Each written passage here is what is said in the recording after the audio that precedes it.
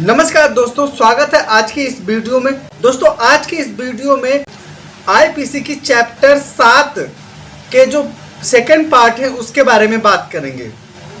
Last video में हमने बात किया था आईपीसी की धारा 335 तक, यानी भारतीय सेना, नौसेना और एयरफोर्स के से संबंधित जो अपराध होते हैं उनके बारे में हमने बात किया था। तो हमने धारा 131 से लेकर 135 तक बात किया था और अब आज की इस वीडियो में सेकंड पार्ट में हम बात करेंगे आईपीसी की धारा 136 से लेकर 140 तक। तो दोस्तों बिना टाइम को वेस्ट किए वीडियो शुरू करते हैं। आईपीसी की धारा 136 में भगोड़े को शरण देने के लिए जो भी प्रावधान बनाए गए हैं, अगर ऐसा कोई करता है तो उसको कैसे सजा दिया जाएगा इसके बारे में बताया गया है। जैसे यदि कोई व्यक्ति किसी सैनिक, नाविक, एयरफोर्स के सैनिक को अगर शरण देता है जो भगोड़ा हो गया है तो उसे दंडित किया जा सकता है। इस अपराध के लिए 2 साल तक की कैद हो सकती है, जुर्माना भी हो सकता है या फिर दोनों हो सकता है। हालांकि कोई पत्नी अपने पति को शरण देती है जो भगोड़ा है तो उसे इस धारा के तहत दंडित नहीं किया जाएगा। या अपवाद पति पत्नी के बीच में जो विशेष बंधन होता है, जो स्नेह होता है, उसको मान्यता देता है। आईपीसी की धारा 137 ये धारा उन स्थितियों से संबंधित है जहां कोई भगोड़ा व्यापारी किसी जहाज पर छिपा हुआ है। यदि जहाज के प्रभारी को भगोड़े के छिपे होने के बारे में पता नहीं है लेकिन वो सतर्क होता तो उसे पता चल सकता था। यह धारा व्यापारी जहाज़ों के प्रभारी लोगों के उचित आचरण और अनुशासन को प्रोत्साहित करता है। धारा 138 यह धारा अवज्ञा के लिए उकसाने को कवर करता है। यदि कोई सैनिक, नाविक या एयरफोर्स के सैनिक को आदेशों का अवज्ञा करने या अपने वरिष्ठों के प्रति अनादर दिखाने के लिए प्रोत्साहित करता है या मदद करता है। जब कभी भी अवज्ञा किया जाता है तो इस अपराध के लिए सजा 6 महीने की कैद और जुर्माना या दोनों हो सकता है।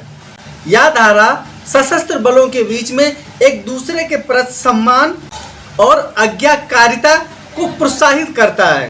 धारा 139 इस धारा में कहा गया है कि सेना अधिनियम, नौसेना अनुशासन अधिनियम और वायुसेना अधिनियम जैसे विशिष्ट सैन्य कानूनों के अधीन व्यक्ति इस अध्याय में परिभाषित अपराधों के लिए आईपीसी के तहत दंड के अधीन नहीं है। इसका मतलब ये हुआ जो सैन्य कर्मी होते हैं, चाहे वायु सैनिक हो, नाविक हो या फिर सैनिक हो, इन सब पर मार्शल लॉ लागू होता है, ना कि आईपीसी। लेकिन कुछ परिस्थितियां ऐसी होती है जहां पर आईपीसी भी लागू होता है। आईपीसी की धारा 140 इस धारा में सैनिकों के वर्दी को पहनना, उनके बैच को लगाना, उनके टोकन को लगाना या कोई लगाता है तो उसको अपराध माना जाएगा। या फिर सैन्य वर्दी पहनता है या फिर टोकन रखता है या बैच रखता है तो उसे सशस्त्र बलों का सदस्य समझ लिया जाएगा। क्योंकि अगर कोई वर्दी, बैच सब कुछ लगा के चलता तो सामने वाला एक आम आदमी तो यही समझेगा, एक सिपाही भी समझेगा कि ये कोई सिपाही है या कोई सैनिक है।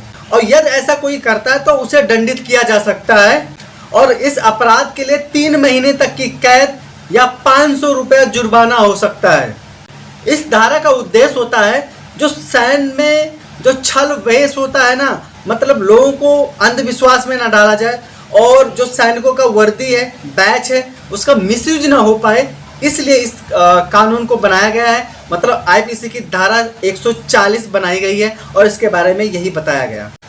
आशा करता हूँ ये पार्ट 2 है और पार्ट 1 दोनों देखने के बाद आप जो सैनिकों से संबंधित अपराध होते हैं, चाहे उनको भगोड़ा को शरण देने के लिए या सैनिकों की वर्दी यूज करने के लिए या किसी सैनिक को उसके कर्तव्य या ड्यूटी से हटाने के लिए, उनको प्रोत्साहित करने के लिए, उनको उकसाने के लिए, मतलब सैनिकों से संबंधित जो भी अपराध होते हैं, खास तौर पर जो आईपीसी में बताया गया हो, वो चीज़ आप लोग समझ गए होंगे।